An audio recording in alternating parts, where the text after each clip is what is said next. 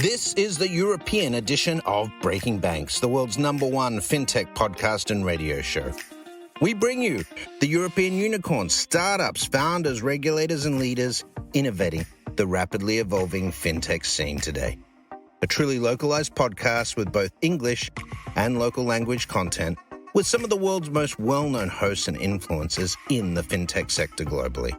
Join us every week as we explore what makes the European Union a phenomenal proving ground for many of the fastest growing fintech plays in the world today. Okay, let's roll. Salve a tutti in questa edizione italiana di Breaking Banks Europe per le Disruptive Technology, che in italiano vorrebbe dire qualcosa tipo tecnologie che avanzano, innovative, che proprio fanno un cambiamento grosso nell'industria. Io sono a Singapore, non sono in Europa neanche, sono a Singapore, ma vi parlo in italiano perché abbiamo un ospite italiano, Roberto Grigio. Salve, ciao a tutti. Dell'azienda Monokey. Già il nome non è italiano, Monokey, è scritto in una maniera particolare. Il suono inglese sembrerebbe mono, unica, key, chiave, però non con uno spelling diverso. Di cosa vi occupate? Ci occupiamo di sicurezza nel mondo dell'identità digitale. Okay. Nello specifico è una branca dell'ambito della cyber security, anche se a noi piace molto riferirci all'ambito della compliance. Okay. Ma ci occupiamo da circa 20 anni di quest'ambito. Noi siamo partiti un po' come consulenti un po' sull'ambito dell'identità digitale, su prodotti di terze parti, insomma. Ok, siamo qui a Singapore perché c'è un evento che si chiama Identity Week. Si riesce poco male a leggere perché i badge non sono stampati in questo gran modo, però Singapore ai.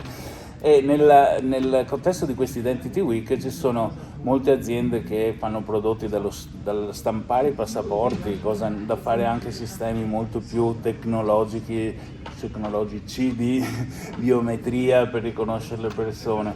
Quindi Monokey in tutto questo offre una soluzione particolare. Come mai qua a Singapore?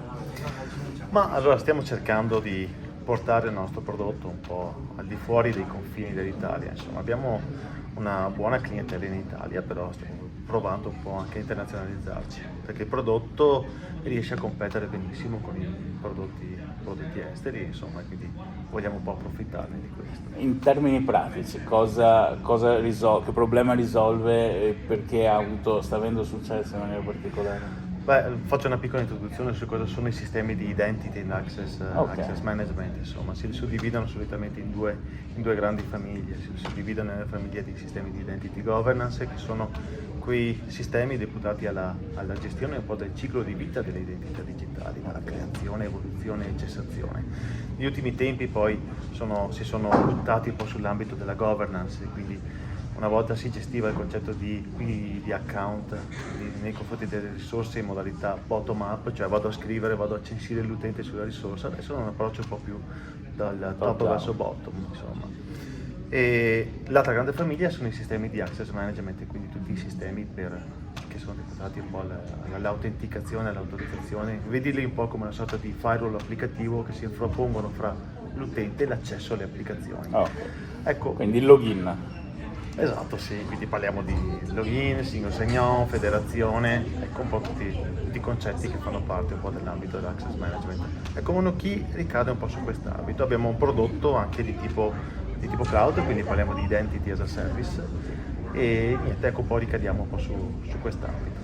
Quindi di pratica i vostri clienti è gente che deve gestire account di utenti e dare accesso a servizi agli utenti, esatto, che non vogliono svilupparsi quella parte là perché magari ha delle complicazioni o deve obbedire al GDPR, eccetera eccetera, e invece voi avete una soluzione che avete in mano che la gente può integrare nei loro sistemi. Esattamente. Poi è un mondo, il mondo IAM è comunque un mondo piuttosto saturo, ci sono tantissimi prodotti un po' che fanno un po' quello che facciamo noi. Noi ci siamo buttati su una filosofia un po' diversa rispetto agli altri, siamo al concetto di orchestrazione dell'identità. Negli ultimi anni, vuoi per la anche per il discorso della pandemia, che ha portato un po' a una delocalizzazione dei dipendenti, piuttosto che anche per l'adozione sempre più massiva dei servizi cloud, il concetto di perimetro aziendale è venuto un po' meno. Quindi non è che all'interno di un'azienda si collega, quindi vuol dire che bene o male è autorizzato a entrare in un sistema perché fisicamente nell'edificio dove Esatto. sistema, però adesso che la gente lavora da ovunque, praticamente c'è bisogno di un maggiore o miglior controllo che l'autorizzazione sia in effetti corretta. Esatto. Quindi la customizzazione che di prodotti di Identity and Access Management sia un po' estremizzata. Bene o male i sistemi YAM devono essere comunque cuciti addosso a ogni realtà, perché ogni realtà ha comunque delle esigenze in ambito di security che sono diverse l'una dall'altra, quindi devi prendere i prodotti YAM, vederli come dei framework e implementarli. Allora, tu stai parlando una lingua che è molto complicata per la maggior parte di gente che ascolta, però in effetti pensare a sistemi tipo banche, quando io devo accedere al mio conto corrente, sia chiaro che deve esserci un sistema sicurissimo e che non lascia una terza parte accedere al mio conto corrente, no? Allo stesso modo, ovviamente per accedere a repository di file o altre cose. Questo dà l'idea di una complessità pazzesca nel fare integrazione. Ma io ho sentito una leggenda abbastanza interessante che il vostro sistema è così semplice per chi ci sta guardando su YouTube, probabilmente adesso riusciamo a mettere un attimino un video di questa cosa qua, è così semplice da impostare che proprio mia nonna a 120 anni riesce a farlo senza problemi, che tanta gente che vede la demo quasi non ci crede che sia una cosa vera e quindi a volte semplificare tanto può punire. È una cosa vera? È una cosa vera, siamo riusciti un po' anche da questi 20 anni di esperienza nell'ambito con cui abbiamo lavorato sull'ambito automotive, pubblica amministrazione, bancario e quant'altro, abbiamo speso molto tempo appunto a customizzare questi prodotti. Alcuni progetti andavano avanti anche qualche anno prima effettivamente di andare in produzione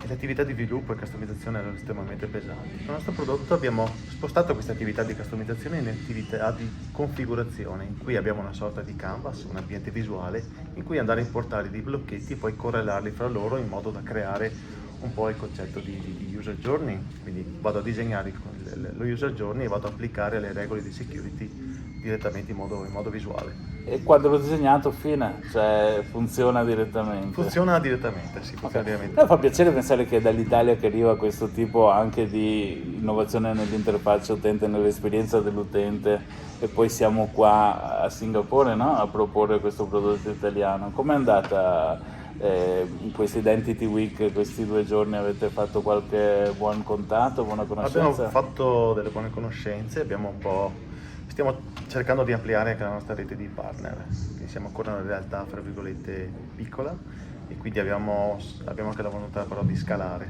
e il modo migliore poi di scalare abbiamo visto che è di creare una rete di partner che ci dia anche una mano nel portare avanti l'esecuzione di progetti, insomma. Abbiamo avuto parecchi comunque contatti anche di prospect e di clienti che hanno intenzione un po' di adottare il prodotto. Ok, questa è una cosa che fa piacere. Ci sono 2 aneddoti interessanti.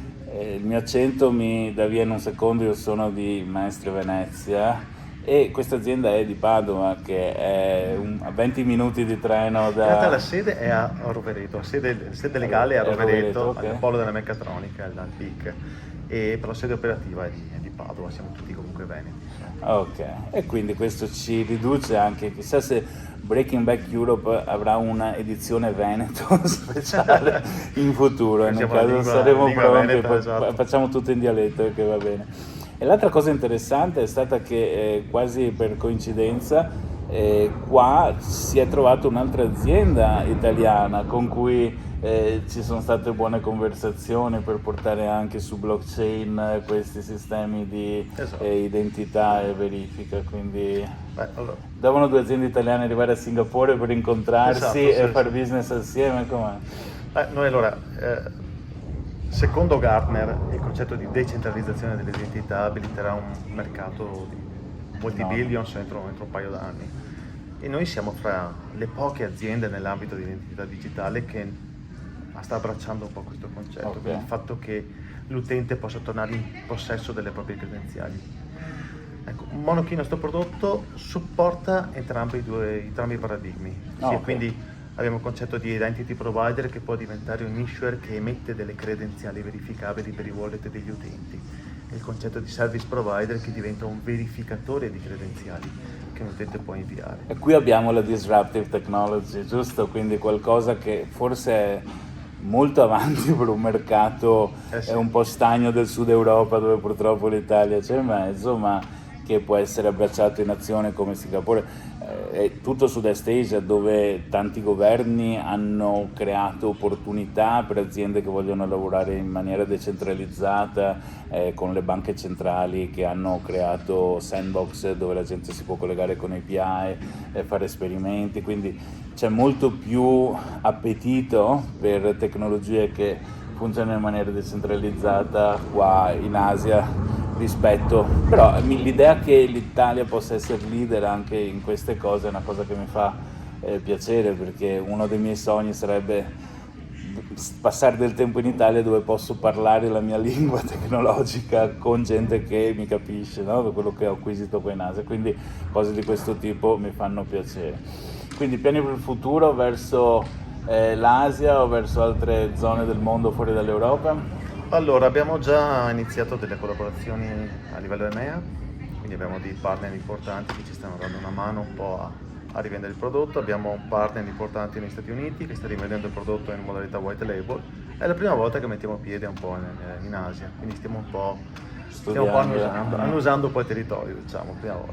Ok, allora questo, diciamo, possiamo fare un augurio alla tecnologia italiana di arrivare anche qua in Asia, non sempre la rovescia, dove ci portiamo in casa in Europa e in Italia tecnologia che arriva da questa zona del mondo.